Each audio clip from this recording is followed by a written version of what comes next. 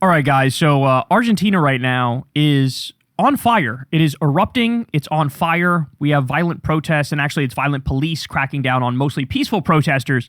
And yeah, this is crazy. So this is from France 24. Protest turned violent as Argentina debates labor overhaul. So let's take a look at this, and then I'm going to give you some of the specifics as to the nightmare that Milei is now, forcing onto the innocent people of Argentina. Watch this. Tense scenes on the streets of Buenos Aires as demonstrators clashed with police outside Congress.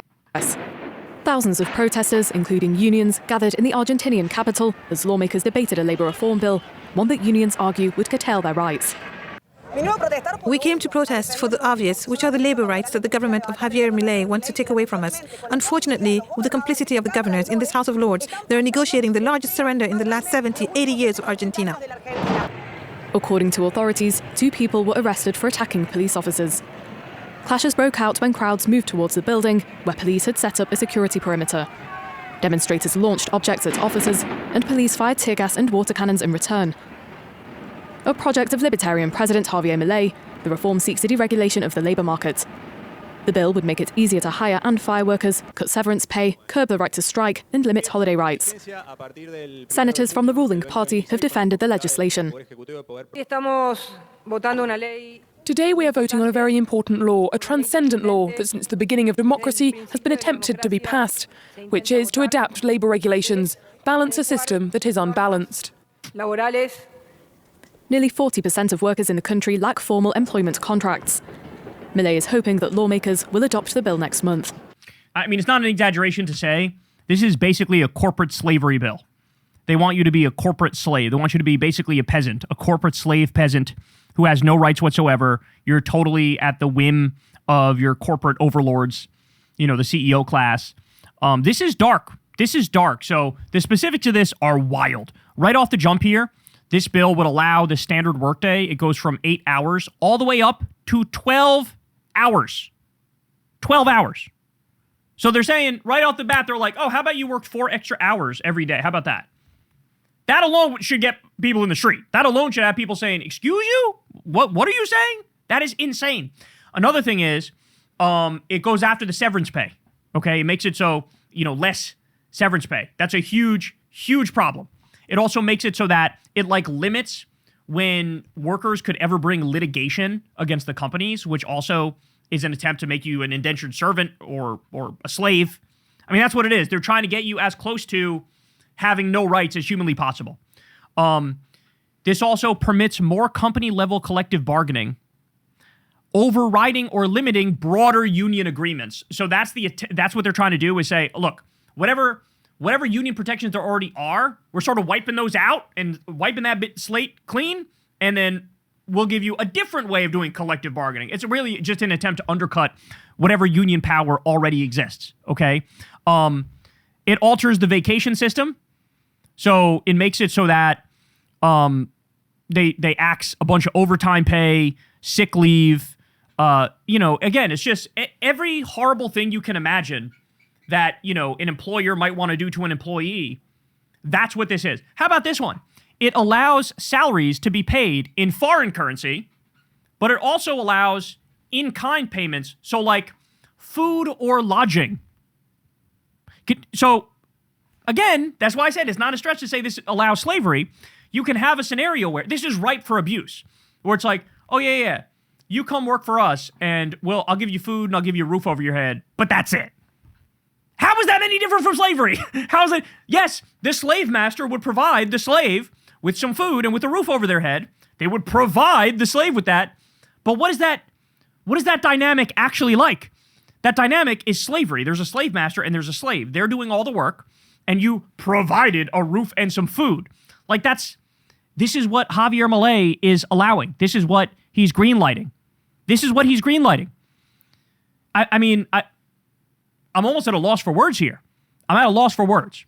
But this is, what else would you expect from basically an anarcho-capitalist psychopath who believes government should be slashed absolutely to the bone? He does not believe in having any kind of social safety net to help people. That's why extreme poverty skyrocketed under him. People were literally fucking dumpster diving, okay? Then he's also, he's Mr. Libertarian unless and until the workers actually protest and fight back. Then all of a sudden he's like, oh, let's go with the police state. I love the police state. Let me go have people crack some skulls. Let me go do that. And so libertarian my ass cheeks because he loves police state power to enforce his far-right economic agenda. And, you know, the whole, we believe in freedom. And by that he means bring back child labor. That's what he means. We believe in freedom. And by that he means your boss should be able to just feed you and put a roof over your head and give you no money, making you a slave, and you'll just be a slave. We believe in freedom. And by that he means 12-hour workday and shut the fuck up. And by the way, don't get it twisted, in the same way that the genocide in Gaza was a testing ground. See, oh, okay, what can we get away with? How can we do it? How can we use AI in the midst of wiping out a whole bunch of innocent people? And then that now, they're rolling out the same technology on the U.S. population now, where Palantir's involved, and they're doing a mass blackmail database on everybody, and ICE Gestapo thugs are taking pictures of you and putting your face in it on a terrorist database. Like, all that stuff, it's all connected, right? And by the same token, what they're trying here in Argentina is it's a harbinger of things to come for the rest of the world, where you think that Peter Thiel and Elon Musk and Donald Trump and these far-right psychopaths, these billionaire sadists who are just caught raping kids, you don't think they're going to try to do the same thing here in the U.S.? Of course they are. What does the right been doing? The right's been chomping at the bit to get rid of Social Security, to get rid of Medicare, to get rid of Medicaid. They already fucking destroyed Medicaid. That's what Trump already did, right? And, of course, they're going after labor regulations. They just came after all the climate change regulations. They just said, oh, yeah, we're not going to let the EPA do EPA things anymore. You know, environmental protection, they're not allowed to do that anymore. This is what the Trump regime is saying. And it's the same thing with the regulatory state when it comes to checking the abuses of corporate America. They're going to try to get it to the same point here where, okay, you can work for somebody in the U.S., but they can pay you with food and a roof over the head, and that's it. So you can go back to being a slave, basically.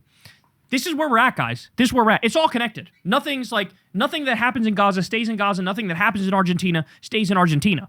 This is the goal of the billionaire class. This is the goal of the Epstein class. They want everybody to be a slave peasant to them. They don't view you as human, okay? That's why they were fucking kids and torturing people, and many of them were cannibals. That's why. And now when they have total control, this is the shit that they do. Sorry, you're not working 8 hours, you're working 12 hours.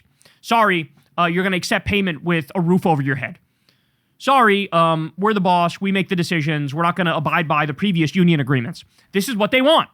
So are we just going to lay there and take it, or are we going to fucking fight back? That's the question. And of course, everybody should be out there protesting, and we should recognize this is an international project. Since it's a Epstein-class billionaire international project, we need international solidarity to fight back against it. Workers, yes, of the world, need to unite. That's what has to happen. That's what has to happen. There's no way out. There's no way out. And finally, people are waking up to the fact that the people making your life miserable, it is not trans people. It is not immigrants. It is the billionaire class. It is the Epstein class. It is the owners. It is the people with all the money and all the power and all the control. What they're realizing now is these people are more powerful than world governments. They're more powerful than nation states. And they have bought the nation states to now do their bidding, to implement their bidding. Okay? And this is what it looks like. 12-hour workdays. You get paid with a roof over your head and food. There's going to be no actual payment. Sorry, no more vacation days. Sorry, no more severance pay. This is coming everywhere. That's what's going to happen. Unless we stand up and we fight back. So I hope this is a wake-up call to everybody out there. It's never been more clear. The truth of class politics has now been revealed to the world in the Epstein files. The truth of class politics. It's not open for debate. It's not open for discussion. There's no gray area. It is black and white.